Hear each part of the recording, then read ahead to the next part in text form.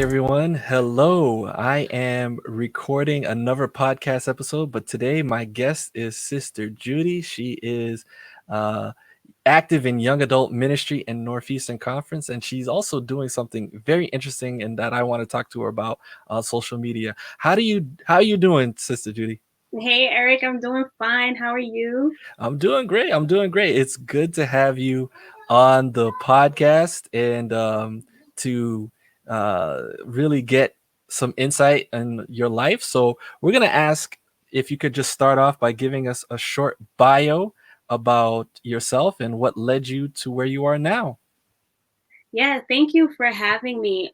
So I basically grew up in Brooklyn, New York. I grew up SDA, and from a very young age, I was active in the church, adventurers, pathfinders, drum corps drill team, you name it, I was in it. Um, at 14, I was already participating in youth staff meetings. So I got to see up close and personal how youth staff meetings were run. Um, Although I was young, I wasn't officially nominated by my church to be a youth staff member. It's because I had a close relationship with my youth director that she was kind enough to let me sit in on meetings. So from 14, I was helping to plan youth services, youth days, social events, youth trips. And so I really got to see how youth ministry was structured. I helped to make flyers, I helped to organize the young people. And so eventually my church pretty much saw my potential, and I became a youth leader at my church at 20. And that year I led about 60 youth and parents to YAHA, which is the Young Adventist Haitians of America conference. I was planning a huge youth days and, just speaking with guest speakers, inviting them to preach at our services. But I think probably a year into it, I realized there was more to youth ministry than what I saw when I was a staff member. And so I saw like a lot of politics, which I definitely wasn't prepared for. And especially the politics within a Haitian church, I wasn't prepared for. And it also got to be very stressful. So at 20 years old, I was also in college. So anyone who's a youth leader knows that youth ministry is a full-time job. So I was in college full-time, but I was also doing youth ministry full-time. So that was very stressful. And so I ended up resigning from the position. I decided a year into it. I didn't complete my 2-year term, but resigned from the position after a year just to focus on myself, focus on school, focus on my mental health. Like I said, it was very stressful, and just focus on healing. And that season took about 2 years, I would say.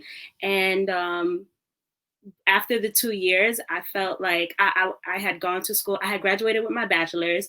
I had entered graduate school. I had become a teacher. So that was like the fall of 2016 when I really felt like I was stronger. I was like in a better place.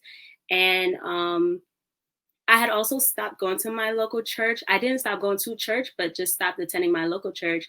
But, after that period, when I started going back, the fall of 2016 was also the same year that our current Franco Haitian president, Daniel, that he was elected. And he also was elected with an entirely new staff. So I think that Dr. David McKenzie, the youth director of Northeastern, the former youth director of Northeastern, he had also been newly elected into that position. So the fall of 2016, I remember Dr. David McKenzie had a Let's Talk session at the Bethany French SDA Church, and he invited all Franco Haitian youth. And he was just asking us like, what were our thoughts on youth ministry and what did we want to see? And I just felt compelled to express like my experience as a young adult now and how we needed more young adult spaces, and there wasn't enough spaces for young adults who are transitioning from teenagers to college students to functioning healthy young adults. And so I remember after the Let's Talk, me and my friend Naomi, who was with me, we approached Daniel, our president, and we asked him, we were like, Daniel, do you have a young adult ministry department in FH? Because we think you need one. And he said, no, but do you guys want to be the coordinators? And right then and there, Naomi and I said yes. And that's literally how I came back into the ministry. But this time I was the young adult coordinator.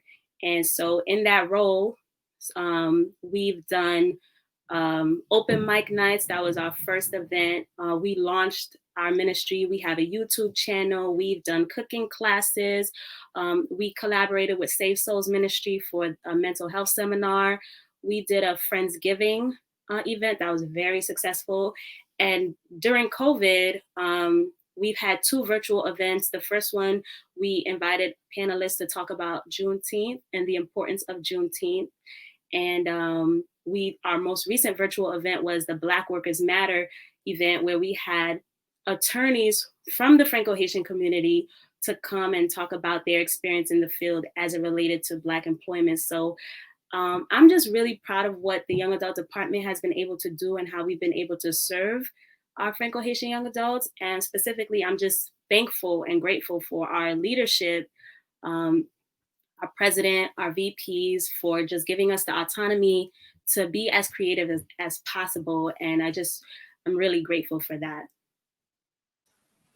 So what I basically got from what you told in your bio, 2 things that really stood out to me was, one, when you said that your church uh, noticed your potential and put you to work. Of course, that's something I love to hear. Whenever I hear a statement like that, like, oh, my church saw my potential and had me active in this field or something like that. That's really exciting. But you also mentioned that, due to some viewpoints and some realizations, you started to see that what you were doing in what you're engaging with was kind of discouraging. And you basically described what I would call almost akin to burnout. I don't know if it is burnout, but it was something akin to it, where you needed to take a break, step back, and reset. Is that basically correct in what I'm saying? Oh yeah, definitely burnout.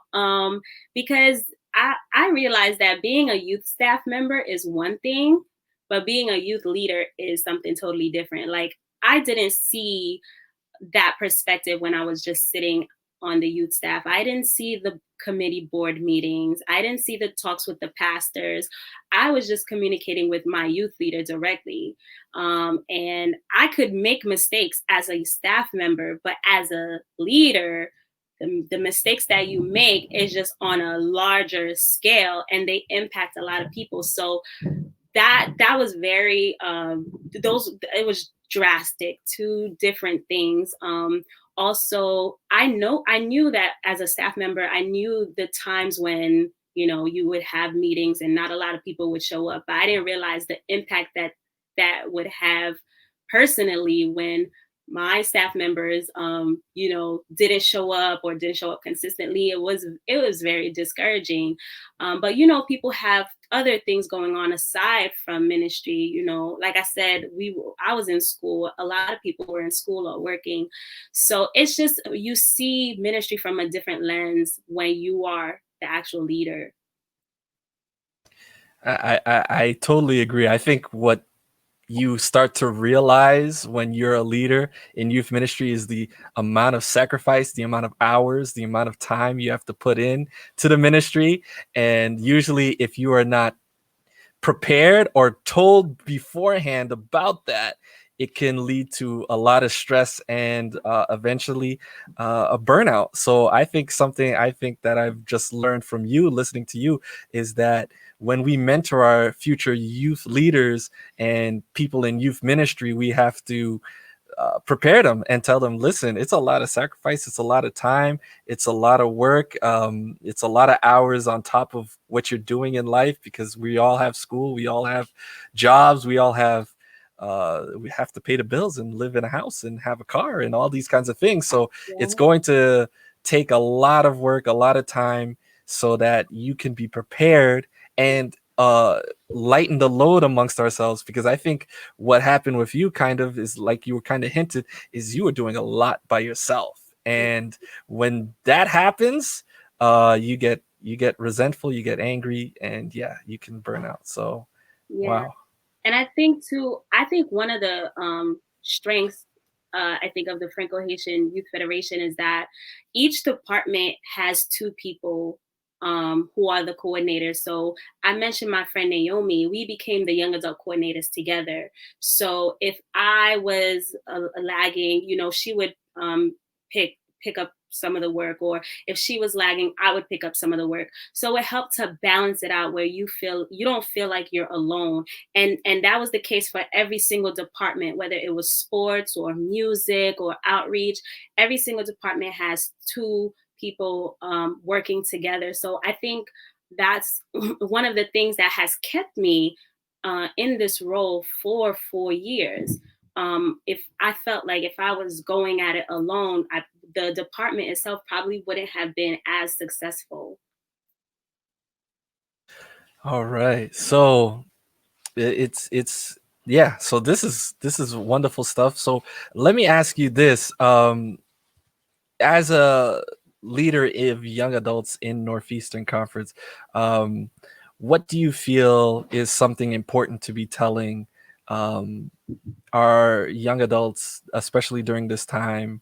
I think you mentioned, having seminars about social justice and things like that. What's important to talk to young adults during this time, do you feel? Yeah. I think the most important thing to talk to young adults about is to follow your heart, follow the leading of the Holy Spirit. Whatever you feel you are passionate about, of course, bring it to God, talk to God about it, confirm it with Him, and then go ahead and do it. I don't think we need permission from anyone, um, except for the Holy Spirit and God. Like that's you know that's the advice that I would give. Um, you know, I started during the pandemic. I started a series called the Quarantine Chronicles. Especially during quarantine, a lot of people were inside. I think this is the period where a lot of people started using the Instagram feature of going on live. You would see everyone going on live. And so I was like, I would love to do this, but in a way that serves people. So I started a series. At first, it was with my friend Naomi. And we started talking about coronavirus and how it's impacting the different places where we live. And then it just started to roll. I invited more and more people, and it kind of was a mixture of quarantine chronicles, but also young adult topics, because we did talk about dating, we did talk about mental health. I actually did have one of our federation staff come and talk about social justice around the time when Ahmaud Arbery had died. And so it was just a combination of uh, just things that young adults naturally talk about, but during a time when we were all restless in our homes, don't know what to do, probably bored, or probably spending too much time online. I was like, how can I use this moment to serve and to give people good content at the end of the day? And so, and it was nothing that I had to, in a sense, ask anyone permission for, except bringing it to God and, like just being inspired by the Holy Spirit. He put the idea into my mind and I just did it. And so I think young adults, and even youth, like if you have an idea or if you have an inspiration, definitely don't second guess it. Try not to think about it too long. A lot of times, God is speaking to us through those inspirations, and it's definitely honorable or honoring to God when we act on those inspired thoughts. Wow, that's really powerful. It's something that I'm excited to hear from you. It's something that I totally believe in as well. It's when God gives you an idea, there's no one you have to ask for permission after that. If he gives you the idea to start something, you don't have to ask for you can ask for advice, definitely, and for some help. Don't try to do it on your own, but if God has put something in your heart and a ministry to start, just start it, and learn along the way, fail along the way, so you can get better at it. And I think that's very powerful, and something that I want to ask a little deeper from you, Judy, because you talked about the Quarantine Chronicles, but is that the same as what you're doing every Wednesday night? Um, no, it's a different show. Okay, so that's what I want to talk to you about. You started putting Facebook Live where you're interviewing people every Wednesday night. Could you talk to us about that, what it's about, and why'd you start doing that? Yeah, so similar to the Quarantine Chronicles. So I started quarantine, like I said, because I felt like inspired to do something. If you remember, in the beginning of quarantine, there was like a debate online about whether quarantine should be used as a moment to rest versus as a moment to be productive. And I definitely understand both sides of the argument. I know a lot of people have been working very hard, and they need this time to rest. But I personally felt like I wanted quarantine to be productive to me. So when quarantine was kind of over, well, at least I felt like in New York around end of May, early June, I felt like, okay, quarantine is kind of over. So I ended the Quarantine Chronicle series, but I was like, but summer is about to start. And I would definitely like to be productive during the summer. I would love to do something more, something else. And again, in my just time with God, I just felt God tell me, and especially early June is, the protests, George Floyd happening, social justice is everywhere. People are really just talking about it, especially in the SDA community. And I just felt inspired, like, talk to your white friends about what's happening. Get their perspective on what's going on. Because there were a lot of forums at the time with Black SDAs, just Black people in general, just having panels together. And I feel like if this society is going to change, it cannot just be changed with Black people. We need everyone together. And also, if we're the only ones educating ourselves, we're still going to have a new generation of white children growing up and still doing racist things or being racist or being prejudiced, and nothing is going to change. We need to educate on both sides. And so I just felt inspired to have the conversation across racial lines. So immediately, as soon as the thought came to my head, just a list of people came to my mind, and I just started writing their names down and started contacting them. And it's been just amazing. The things that I've learned and the feedback that I've received from others who have watched has been amazing. And I definitely didn't think it would continue this long. It was just meant to be like a July series. But as you know, we are in August, and I have 3 more lives scheduled. So it's definitely been a learning experience for me, and I've definitely been enjoying these conversations. So one thing that I've gotten when I've started this podcast is enjoying learning from other people, and I think I'm kind of getting that from you. You're learning so much and getting a different perspective. So my question to you is something that you learned from somebody while doing these lives that just blew you away, where you were just like, "Whoa, that is mind opening right now." um, Something that I learned from someone. Okay, so I would say from everyone that I've learned. Well, definitely the first two. If you notice, most of the white people that I have on my lives, they're not SDA. Only one of them was, but most of them are not. And so obviously we have a different perspective as far as our religions. So I learned on my first live, I learned a lot about the woman who came on. She was actually pagan.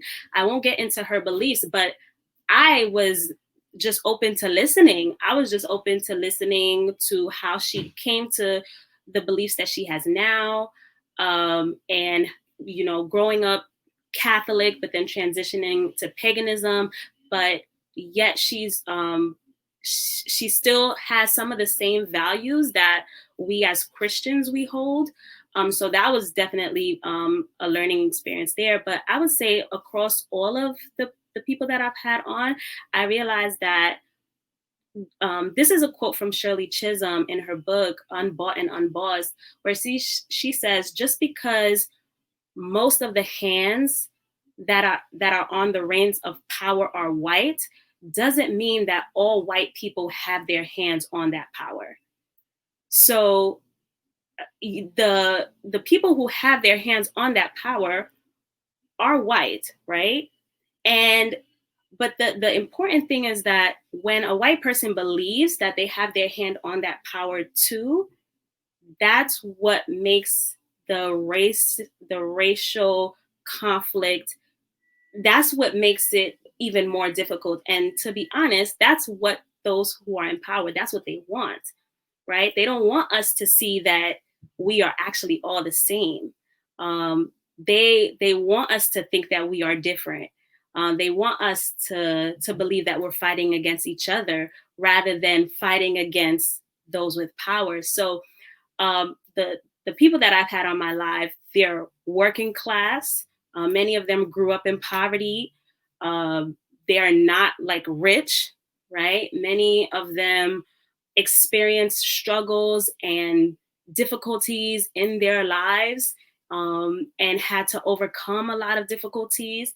And so a lot of times we look at white people and we think, oh, because they're white, they have power or they have access or they have money.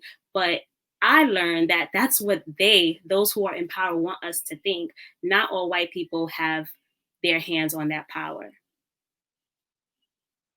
So that's interesting because I think that brings up the topic that I think we get this argument really gets heated in that we talk us black people, we say white people have privilege. Mm-hmm. And usually when they are white people who grew up in poverty and had a difficult life, when we say that statement, they say, excuse me, I show me where that privilege is so I can get some of that. Mm-hmm. And that's where we get this argument. So did you have that kind of conversation with them? What did they say about the stigma or the belief of white? Because I in my opinion believe it does exist, that there is white privilege. So Mm-hmm. what did they say about that topic? Yeah, so what they said is kind of what we say, right? So going into spaces and not having to feel like you don't belong, right? Whether you're a poor white or a rich white, if you go into a space, you kind of can easily fit in. You don't really stand out. So that the word that I'm looking for, this word, I forget the term, but it's basically a feeling like, as a person of color, if you step into a space, and you have this feeling that, man, I don't belong here, like, the word will come to me, but it's just not coming to me now. Um, imposter syndrome. Yes, imposter syndrome. So a person of color might enter into a space, right, where they've definitely worked hard to achieve. Maybe they're in an Ivy League school, or they worked hard to work in a corporate environment, and they're smart enough to be there. But because of the color of their skin, they feel like, man, do I really belong here? Like, they have this sense of imposter syndrome. But a white person, no matter what their background, they don't necessarily have those same feelings. Another example might be going into a store, right, where you don't feel like you're being followed, because someone might have a stereotype about you, thinking that you will steal something. So that's something that they don't really have to deal with.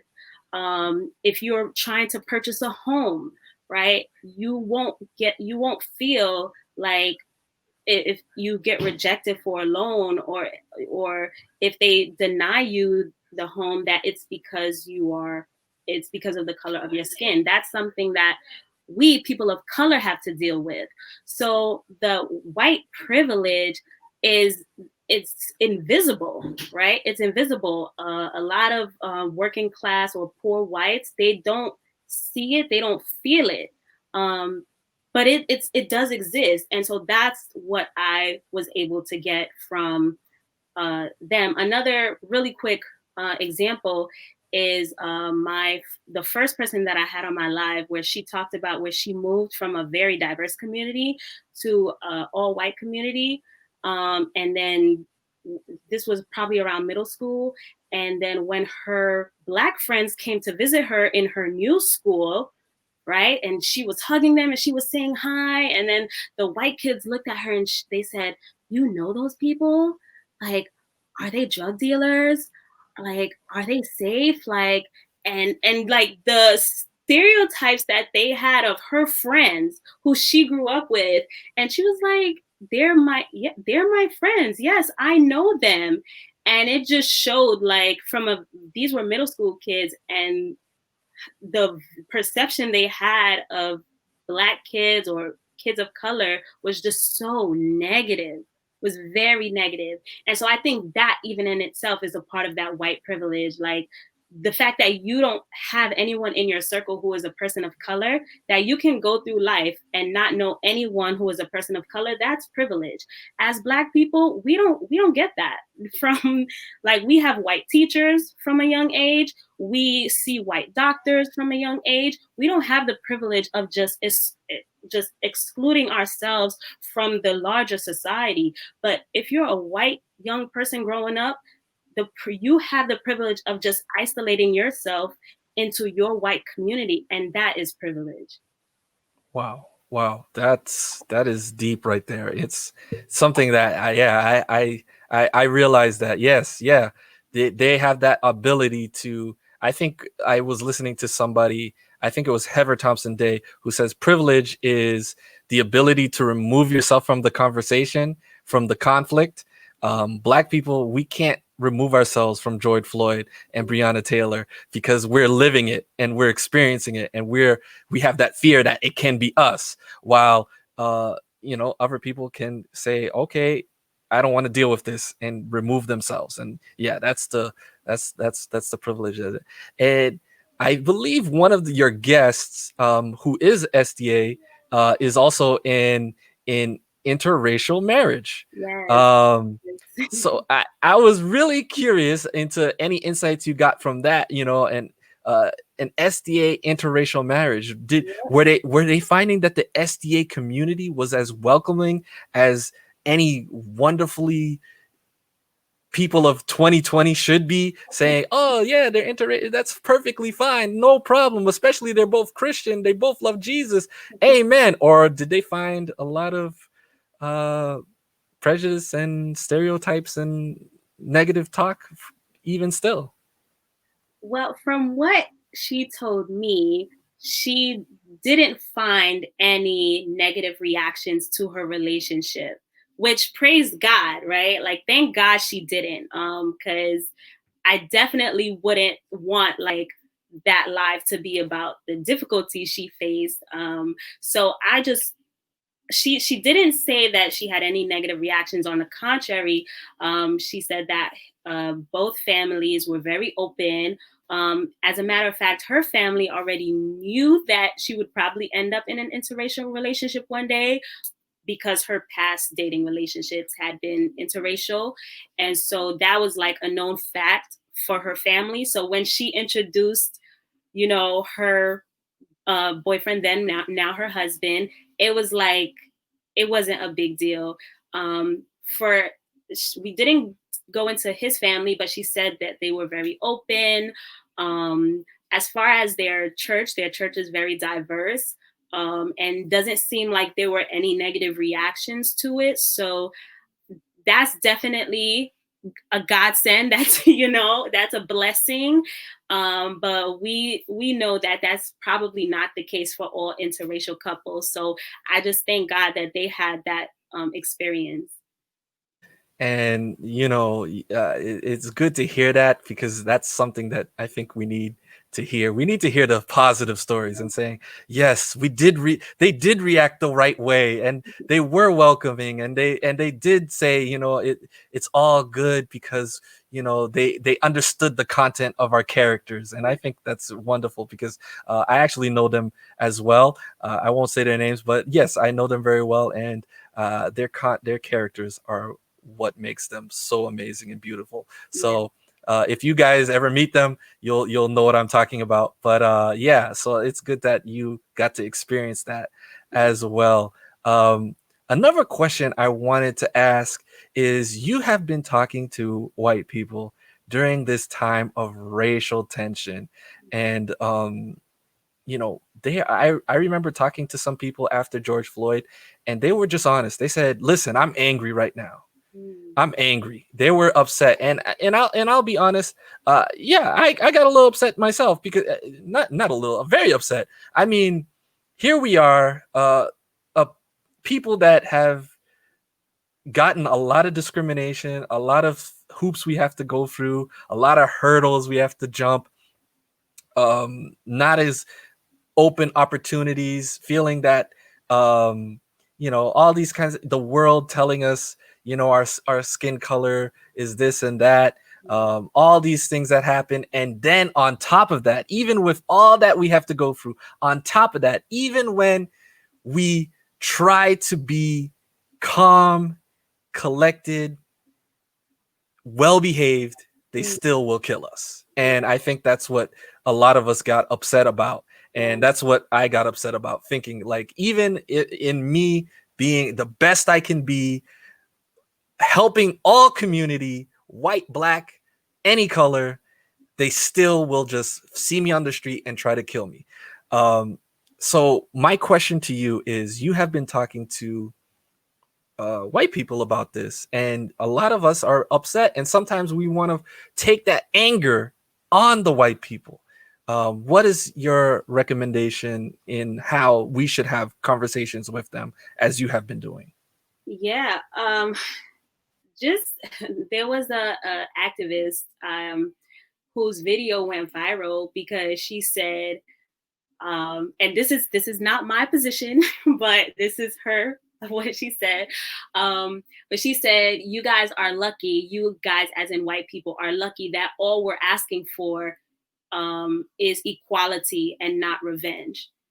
And that was a very strong statement, because after years of oppression, slavery, Jim Crow, like, right, you would think Black people would get revenge or want to get revenge, but we are still, in a sense, asking for basic human rights, basic equality. Um, just realizing, I think, going back to what I had said before about just realizing that not all white people have their hands on that power. I think that's really important for us to recognize. Yes, they have privilege, right? We talked about that. But at the end of the day, there's only a small percentage of the population, like that 1% that people talk about, that really do have their hands on that power. And when we come together and when we talk to white people, like the average white person, just realize that we are all in this together. And we need to come together as a coalition and get and try to address the real issue, which is the power issue, right? Which is the 1% versus us, the 99%. And that's really when we realize that our both of our freedoms, all of our freedoms are tied together, right? All of our equalities are tied together. Then that's when we'll probably have more uh, humble, transparent conversations with people across races. And I really think that's the place that we have to start. So Judy, man, you are doing something really powerful, and I think it's making some big difference, and it's great to have learned something from you today, and getting an insight into how we can have those conversations. Because I'll be honest, I was afraid a little bit to have those conversations, and I didn't want to be polite in those conversations. I wanted to just maybe be a little impolite in those conversations, but it's good that you are having those polite conversations and learning a lot from it. So keep going at it, and we'll be here to support you. So my question right now is, where can my listeners find you to check this stuff out? Yeah, so thanks, Eric. So I can be found. My Facebook is Judith Silfrene. I do go by Judy, right? My close friends call me Judy. But you can find me on Facebook, Judith, Judith Silfrene, um, Silfrene. I'm sure it's going to be in the show notes. But that's my Facebook, and then my Instagram, because one of those lives, I have been doing the cross racial series on Facebook, but the last live is going to be on my Instagram, which is going to be another white man, right? Because white males tend to be like the epitome of the dominant culture, um, the epitome of power. So I am going to have a white man come on my Instagram live to do the final cross racial conversation. And my Instagram, you can find me on complete, as in complete, Salve, complete Salve. That's my Instagram handle. And you can find me on those two platforms. All right. So this is awesome.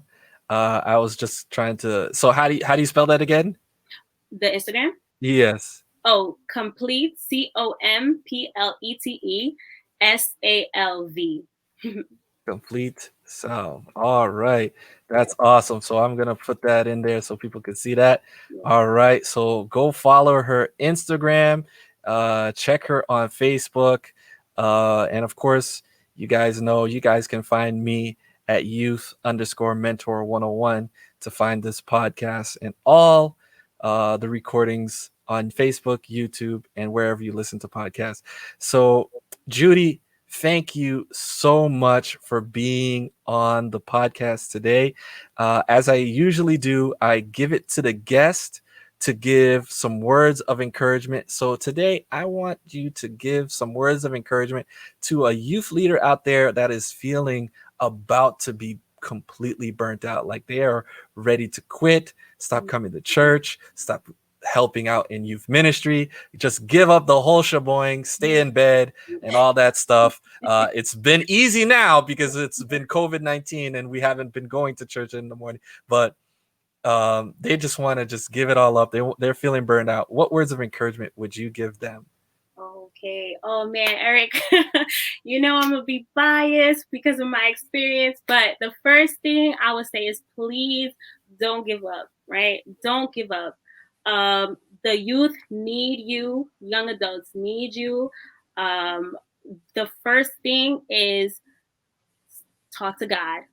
Talk to God. Ask him if what you that burnout that you feel, that feeling that you just want to take a break, ask him if this is really what he wants you to do. Because I know that my break was a blessing for me, and I don't think I could have come back to ministry stronger had I not taken that break. So, one, assess whether this is God speaking with you, right? And then make that decision based on that. I know it's hard. I know youth ministry is not easy. Youth ministry is a full-time job. But on the one hand, we want healthy youth leaders. We want strong youth leaders.